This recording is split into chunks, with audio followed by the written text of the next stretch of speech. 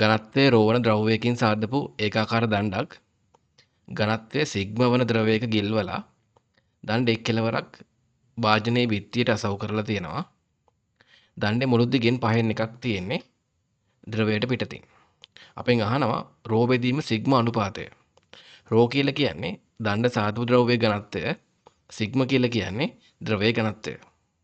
හරි. මෙතනදී අපිට පුළුවන් දණ්ඩ සමතුලිතතාව සලකද්දී ඒ ලක්ෂ්‍ය වටා බල ගූර්ණ සමාන කරන්න පුළුවන්. ඒ ලක්ෂ්‍ය වටා උඩුකුරු තෙරපුම මගින් ඇතිවෙන ගූර්ණය සමාන වෙන්න ඕන බර මගින් ඇතිවෙන ගූර්ණයට. හරි. එහෙනම් අපි දැනගන්න ඕන උඩුකුරු තෙරපුමේ ක්‍රියා රේඛාවට ඒ ලක්ෂ්‍යයේ සිට ඇති ලම්බ දුර දැනගන්න ඕන. ඒ වගේම බර ක්‍රියාත්මක වෙන ක්‍රියා රේඛාවට ඒ ලක්ෂ්‍යයේ සිට ඇති ලම්බ දුර දැනගන්න ඕන. දණ්ඩේ මුළු දිග සිම්පල් L කියලා සැලකුවොත් එහෙම අපිට ගන්න පුළුවන් ඒ ලක්ෂ්‍යයේ සිට බර ක්‍රියාත්මක වෙන ලක්ෂ්‍යයට තියෙන දුර වෙන්නේ භාගයක් L. එහෙනම් බර ක්‍රියාත්මක වෙන රේඛාවට තියෙන ලම්බ දුර වෙන්නේ භාගයක් L sin θ. මෙතනම තීර විදිහට අරගන්නේ භාජනයේ බිත්තිය සහ දණ්ඩ අතර කෝණය. හරි. අපි දැන් දන්නවා දණ්ඩේ දිගෙන් පහෙන් හතරක් තියෙන්නේ ද්‍රවය තුල. ඒ වගේම අපි දන්නවා උඩුකුරු තෙරපුම ක්‍රියාත්මක වෙන්නේ ගිලුණු කොටසේ හරි මැදින්. එහෙමනම් දණ්ඩේ පහෙන් හතරක් ගිලිලා නම් ඒ ලක්ෂ්‍යයේ සිට උඩුකුරු තෙරපුම ක්‍රියාත්මක වෙන ලක්ෂ්‍යයට තියෙන දුර වෙන්නේ පහෙන් දෙකක් L. පහෙන් දෙකක් L. එහෙනම් උඩුකුරු තෙරපුමේ ක්‍රියා රේඛාවට ඒ ලක්ෂ්‍යයේ සිට ඇති ලම්බ දුර වෙන්නේ පහෙන් දෙකක් L sin θ. හරි. අපිට දැන් පුළුවන් ඒ ලක්ෂ්‍ය වටා ගුණ සලකන්න. මට ලියන්න පුළුවන් මෙන්න මෙහෙම. බර මගින් නැති වෙන ගූර්ණය ලියන්න පුළුවන්.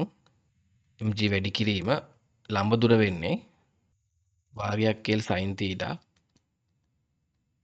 මේක සමාන වෙන්න ඕන උඩුකුරු තෙරපුම මගින් නැති වෙන ගූර්ණයට ඒක ලියන්න පුළුවන් u වැඩි කිරීම පහෙන් දෙකක් L sin θ. හරි. මෙතනදී L sin θ අයින් කරන්න පුළුවන්.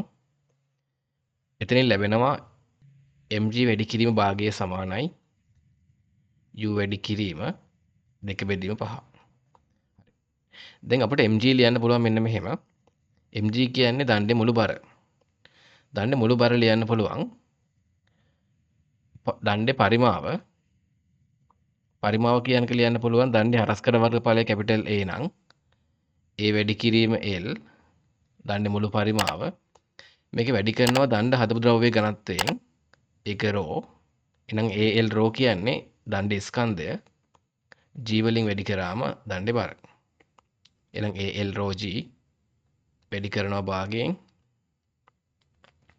මේක සමාන වෙන්න ඕන උඩුකුරු තෙරපුමට. උඩුකුරු තෙරපුම කියන්නේ V ρ G. V කියන්නේ ගිලුණු පරිමාව.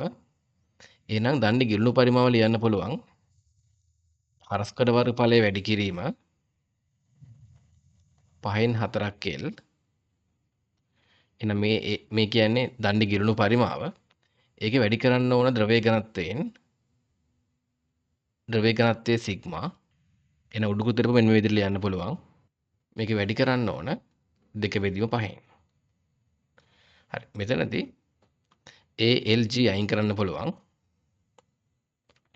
මෙතනදී ලැබෙනවා ρ වැඩි කිරීම භාගය සමානයි